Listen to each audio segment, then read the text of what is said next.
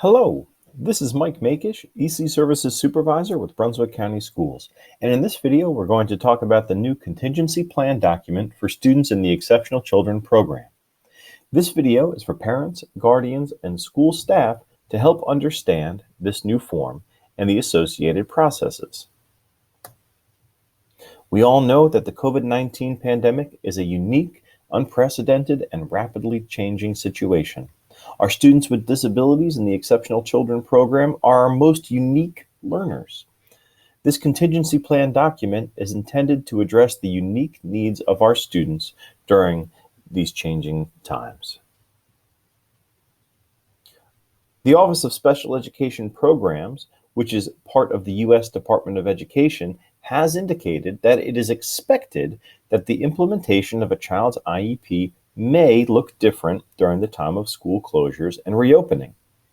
It is important that the IEP accurately reflect the special education and related services that the child is being provided for the upcoming year. The way that Brunswick County Schools will accomplish this is through the use of the contingency plan form.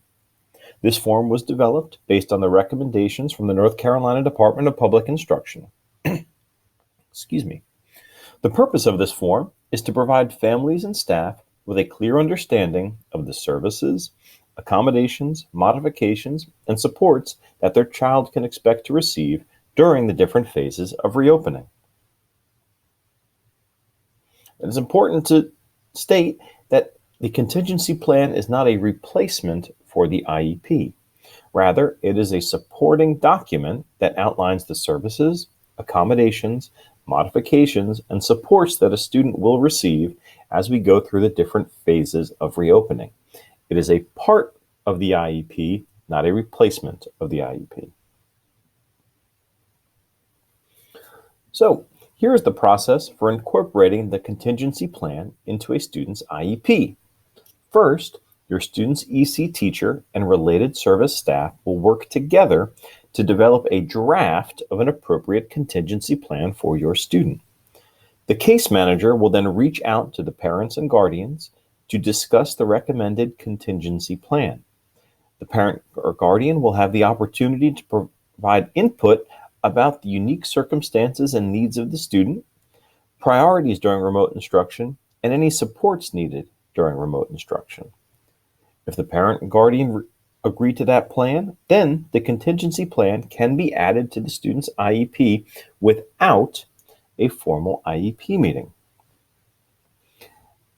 Once that plan is added, the paperwork will be sent home. If the parent would like to discuss the plan within the context of an IEP meeting, an IEP can be scheduled. Parents always have the right to request an IEP meeting whenever considering any changes to a student's IEP. For students whose IEPs have expired, an IEP meeting needs to be held as soon as possible. The contingency plan can be incorporated into the student's IEP during that meeting.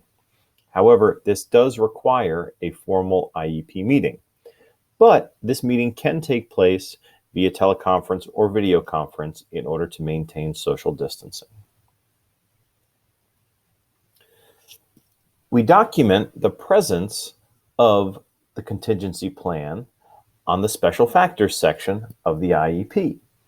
This section addresses what academic, functional, or personal changes of circumstance are needed for a student.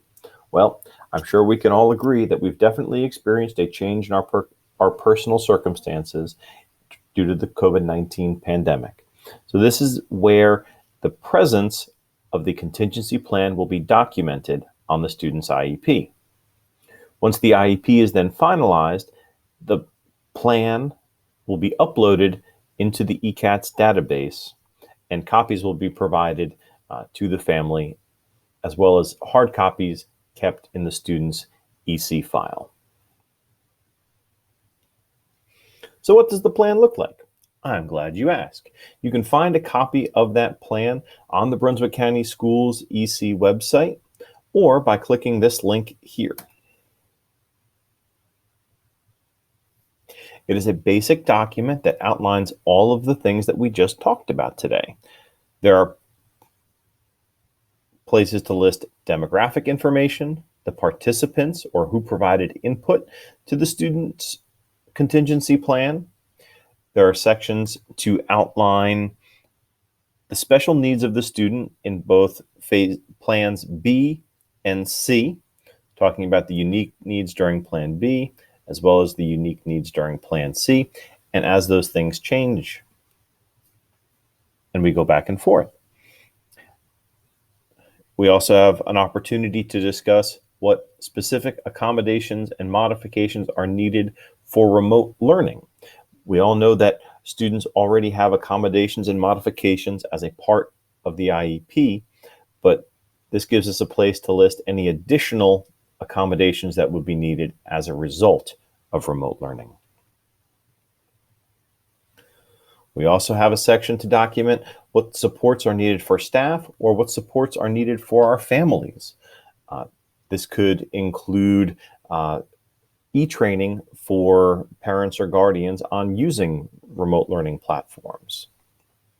And then, of course, we have a section to document what special education and related services will be provided through remote learning instruction. You can document the service and then what plan the service will occur under. You can talk about how the services might look different between plans B and plan C. We are not including a date in this section, as those dates may change, but as long as we are in plan C or plan B, then we have a plan in place for the student. When we are back to plan A, students are expected to be back in the school buildings and will be receiving the services as indicated on their IEP. For our students who are graduating this school year, there's an opportunity to discuss any secondary transition planning, priorities that need to take place, and how those needs will be addressed during remote learning.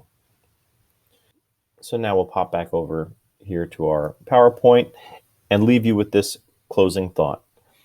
That's our plan for incorporating the contingency plan document into the IEP. In thinking about how each child can access their education, the image shown here has often depicted what life can be like for students with different abilities that require special education. In our current circumstances, no one is able to attend the ball game. So we need to think creatively how we can provide access to the baseball game for our students. Some students might watch the game on TV or listen on the radio. Some might read a book about baseball or check the box scores on the phone or in a newspaper. Some might watch old baseball games on YouTube. Some might go outside and have a catch with a parent or a sibling. And some students may only be able to hold a baseball. They can't all do it in the same way. And we know that nothing takes the place of actually being in the ballpark and at the game in person. But each student can experience baseball in a way that is appropriate to them. If you have any questions, here's my contact information, and I'd be happy to address any questions or concerns that you have. I thank you for your time, and thank you for supporting our staff and students.